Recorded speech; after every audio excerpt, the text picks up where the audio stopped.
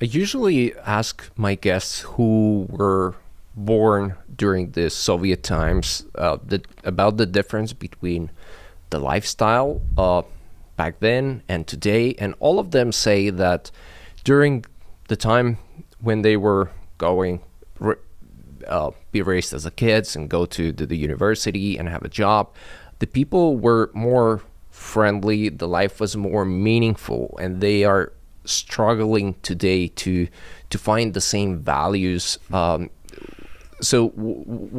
do you think? Or even though they were under this regime, but they're still nostalgic about the human relationship and all that stuff. That sounds bizarre to me. Okay. Completely insane. Friendly?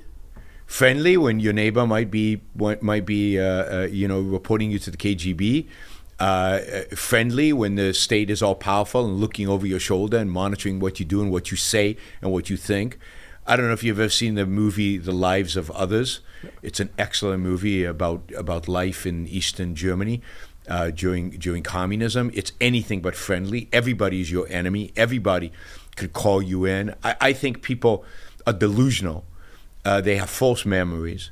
They take the stress that they feel today, and they when we're children, everything seems wonderful, and but they don't project it back as adults. They don't think about what life was really like, what their parents will really go through. And older people, that's all they knew. So yes, I think it's completely delusional. I think it's completely wrong. I have no doubt in my mind that free people are friendlier than oppressed people.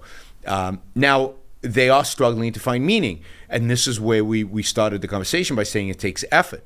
Life takes effort. Life takes focus. Life takes real energy. And under communism, it didn't, in a sense. You were told what to do. You were told where to go, where to show up, how to live. You were told what's possible to you and what's not possible to you. Everything was dictated to you.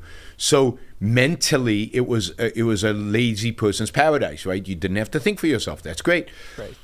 But there's joy in thinking for yourself. There's the whole idea of finding meaning. What's more meaningful than thinking for yourself? What's more meaningful than a life of thought, than a life of effort, than a life of pursuing your own values? And people are looking for some external meaning out there to come hit them over the head. Again, a remnant of Christianity. I think Europe is dominated by Christianity, even though it's rejected it, right? There's this idea of the meaning is out there somewhere, I have to go find it. No, the meaning is inside of you. The meaning is the choices you make about life. Meaning is about the kind of path of life you choose for yourself. Meaning is an independent, thoughtful life of reason. That is what meaning is. But that requires thought, that requires effort, and that requires risk-taking, because it's about you and there's no safety net in terms of thinking. And that requires a certain independence.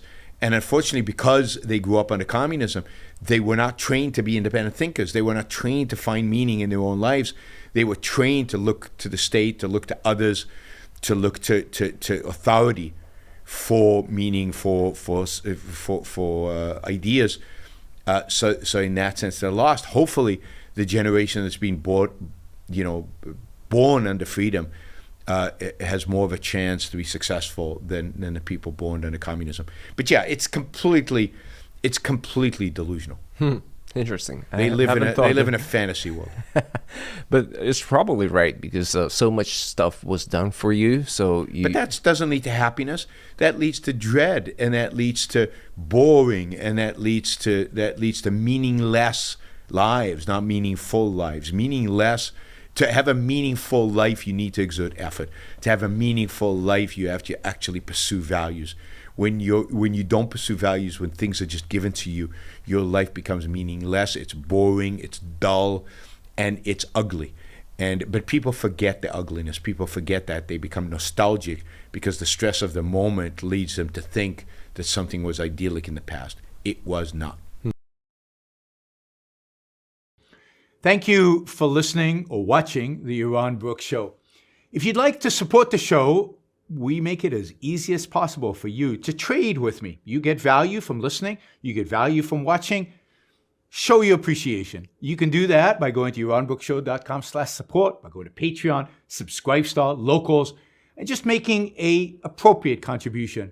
on any one of those channels. Also, if you'd like to see the Yaron Brook Show grow, please consider sharing our content and, of course, subscribe. Press that little bell button right down there on YouTube so that you get an announcement when we go live. And for those of you who are already subscribers and those of you who are already supporters of the show, thank you.